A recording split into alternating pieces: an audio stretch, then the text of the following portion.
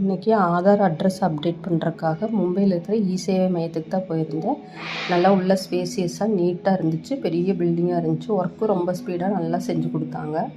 ஆனால் இங்கே என்ன ஒரு பிரச்சனைனா, இவங்க எல்லாரையும் உள்ளே அலோவ் பண்ணுறது கிடையாது. எவ்வளோ கூட்டம் இருந்தாலும் வெயில் அடித்தாலும் மக்கள் எல்லோரும் வெளியில் தான் நிற்கணும்.